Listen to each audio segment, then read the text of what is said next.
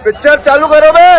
सुप्रिया जी, जम्मू कश्मीर पर ही हम बात कर लेते हैं। जम्मू कश्मीर में आपका और नेशनल कॉन्फ्रेंस का गठबंधन हुआ है, सीटों का तालमेल भी हो गया। आपने पीडीपी को किस लिए छोड़ दिया, बीजेपी के लिए? नहीं।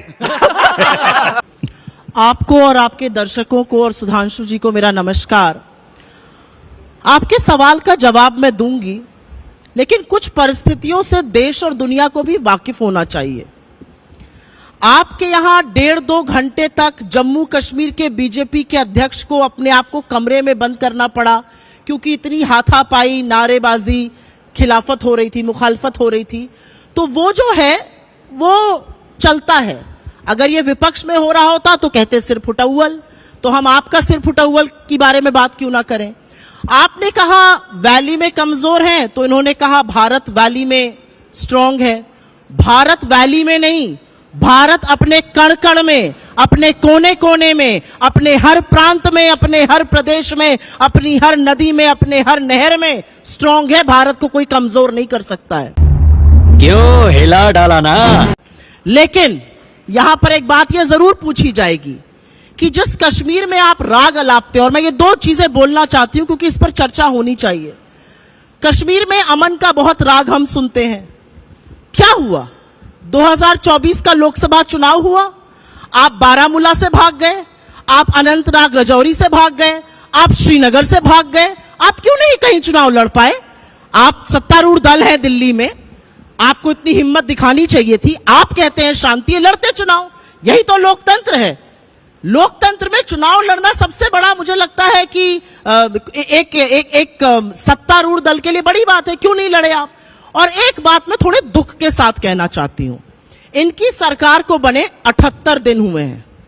इन 78 दिनों में जम्मू और कश्मीर में 19 आतंकी हमले हुए हैं, जहां पर हमारे 19 जाबाजों की शहादत हुई है, 56 से ज्यादा जाबाज घायल हुए हैं। लेकिन हम एक शब्द नहीं सुनते हैं।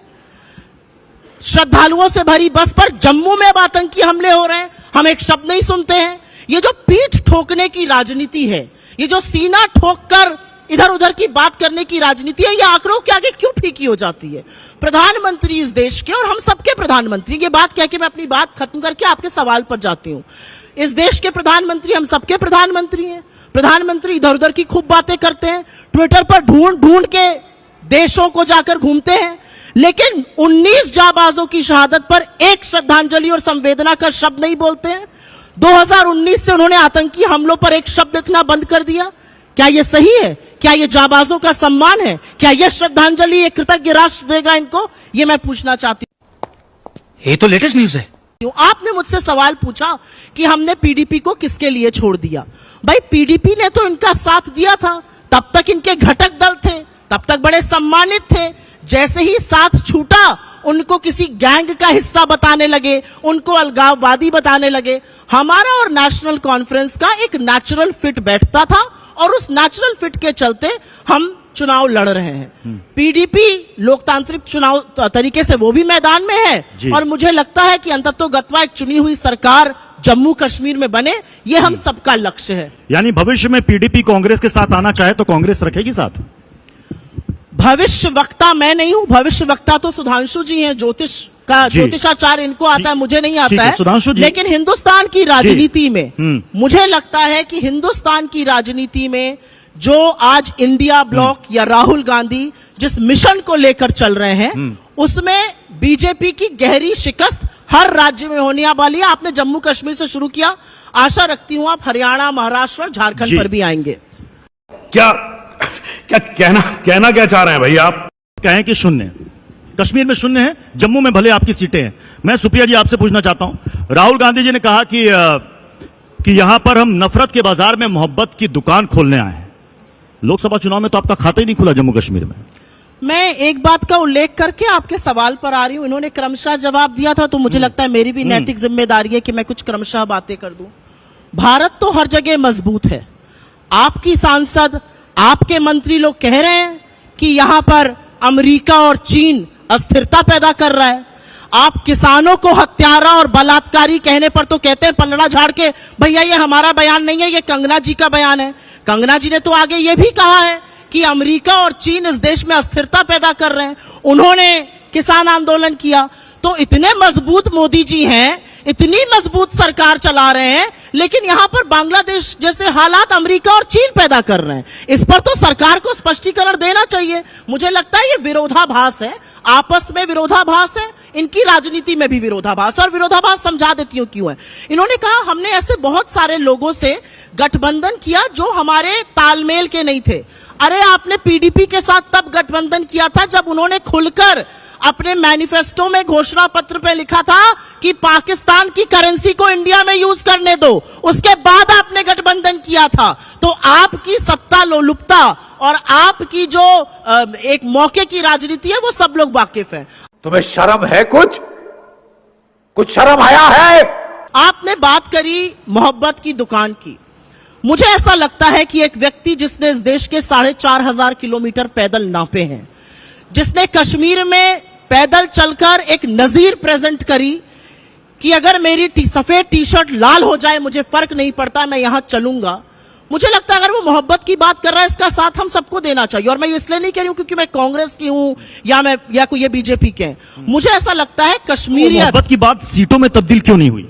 होती है, ऐसा नहीं है हर जगह नहीं होती है। अभी आप देखिएगा चुनाव नतीजे आएंगे, नील बटा सन्नाटा इनका स्कोर आएगा, सरकार हम और हमारा गठबंधन बनाएंगे। ये मैं आपको लिखकर बात देके जा रही हूं।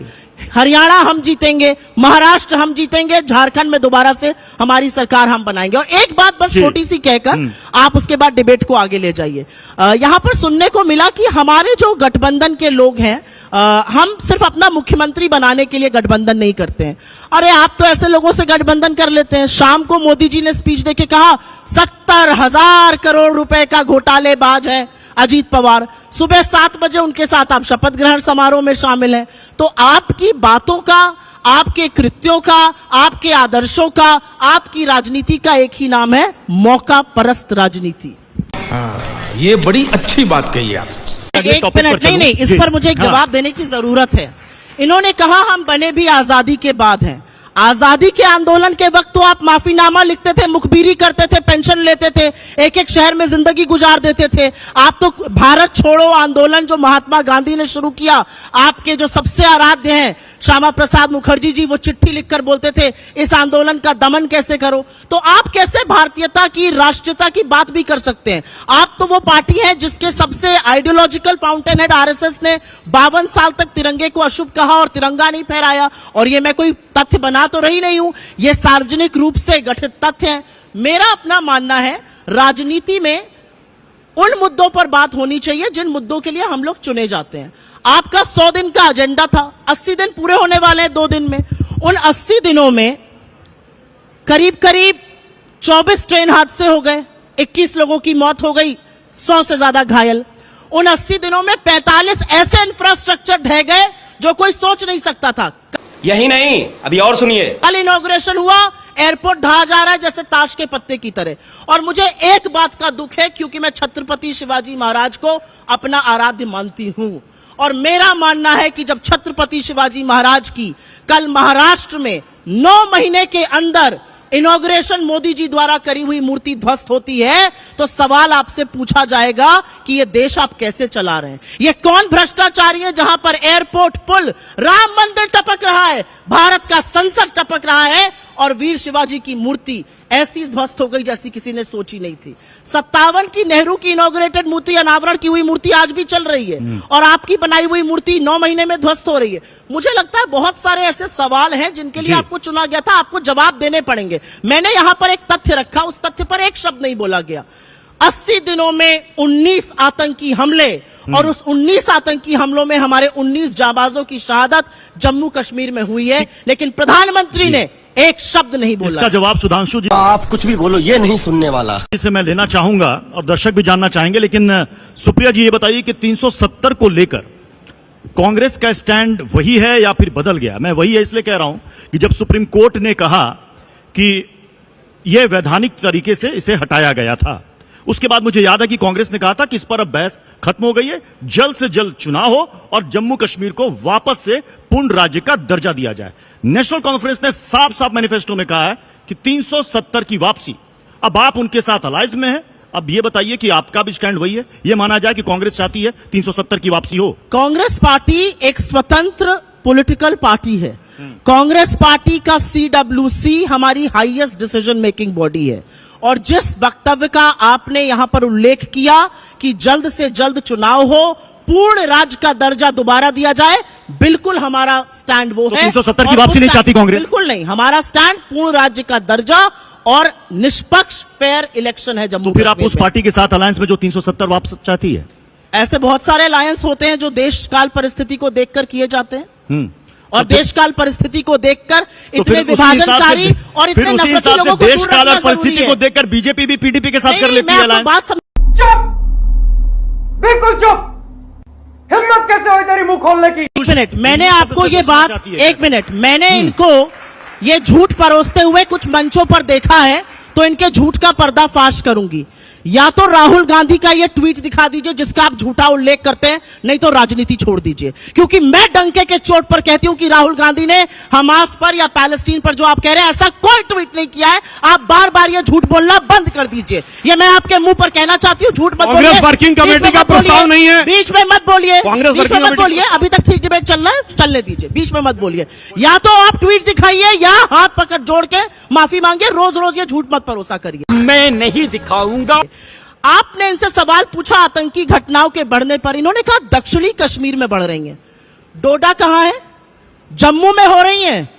आधे से ज्यादा आतंकी घटनाओं जिनका मैंने उल्लेख किया वो कश्मीर में नहीं, वो जम्मू में हो रहा है, और ये चिंता करने वाली बात है। इन्होंने, और आप तो संसद में और संसद में रहकर झूठ बोलते हैं। अरे संसद में रहकर आपको इतनी तो जानकारी होगी कि मुस्लिम्स में भी ओबीसी होता है, ओबीसी रिजर्वेशन उनको भी मिलता है। तो इस तरह की झूठी बातें नहीं करनी चाहिए, और अपनी आईटी सेल की फेक न्यूज को यहां मत फैलाइए। पहली चीज, मैं यहां पर एक बात जरूर बोलना चाहती हूं। इधर उधर का उल्लेख कर दिया, पाकिस्तान तक पहुंच गए। अरे पाकिस्तान तो आप गए थे बिरयानी खाने, सिवई खाने।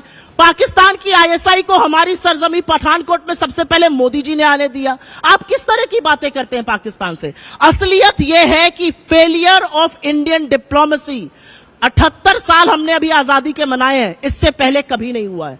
We are completely secluded in our neighbourhood.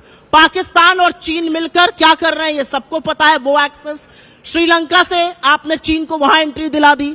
Nepal की, आज नेपाल की हिम्मत है कि हमारा मैप बदल रहा है, और चीन जो ना सिर्फ हमारा मैप बदल रहा है, हमारी सरजमी में अंदर घुसा हुआ है। ये आपके सांसद कह रहे हैं, ये लद्दाख के लोग सड़कों पे उतर के कह रहे हैं, उसका नाम लेने की आपकी हिम्मत नहीं है। पकड़ मेरे को जानता नहीं है। अरे चीन को लाल आंख दिखानी थी, लाल शर्ट पहन के स्वागत नहीं करना था चीन का। महाबलीपुरम में शहनाई नहीं सुननी थी चीन के साथ, साबरमती में झूला नहीं झूलना था चीन के साथ। चीन को लाल आंख दिखाने की बात हुई थी ना, कहां है वो लाल आंखें? पाकिस्तान की बात करेंगे। सुधांशु जी ने लगता है कि ट्वीट पोस्ट मैं लिया लग एक रहा है। सिंपल सी चीज पूछना चाहती हूं, क्या हमारा देश, भारत के लोकतंत्र पे मुझे बहुत विश्वास है, किसी की भी सरकार बने, भारत के लोगों में एक इन्नेट विजडम है। भारत का लोकतंत्र और भारत के लोगों के डीएनए में जो लोकतंत्र है, उसका आप अपमान करते हैं ये कहकर यहां पे लोग कट जाएंगे। बिल्कुल नहीं कटेंगे। यहां पर अगर वो परिस्थिति कभी बन नहीं सकती है, क्योंकि इस देश के लोग, लोकतांत्रिक लोग, वो परिस्थिति नहीं बनने देंगे। बार बार आपके मंत्री ये क्यों कहते हैं यहां बांग्लादेश हो जाएगा? ये कौन सी बात होती है कहने सलमान की? खुर्शीद ने भी तो एक वक्त कहा था। गलत कहा था, गलत कहा था, मैं उसका खंडन करती हूं। इनके लोग क्यों कहते हैं? इनकी सांसद कह रही है अमेरिका और चीन यहां पर अस्थिरता फैला रहा है, उस पर कोई बयान नहीं आएगा। विदेश मंत्रालय चुप, गृह मंत्रालय चुप। आप किसानों पर, क्योंकि पता है हरियाणा का चुनाव होना है, बलात्कारी और हत्यारा मैडम ने कह दिया तो उनको प्रेस विज्ञप्ति जारी होकर पलड़ा झाड़ लिया गया।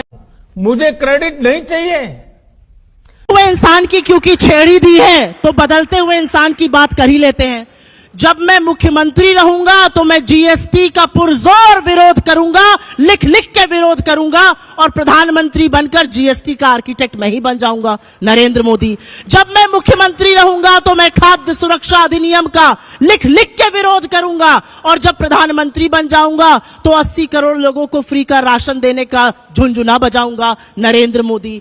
जब मैं आजादी के आंदोलन में नहीं रहूंगा तो मैं मुखबिरी करूंगा, ब्रिटिशर्स को लिखूंगा इसका दमन करो कैसे यहां पर भारत छोड़ो आंदोलन का, नहीं तो बहुत बढ़ जाएगा, फिर मैं अपने आप को राष्ट्रभक्त घोषित कर दूंगा।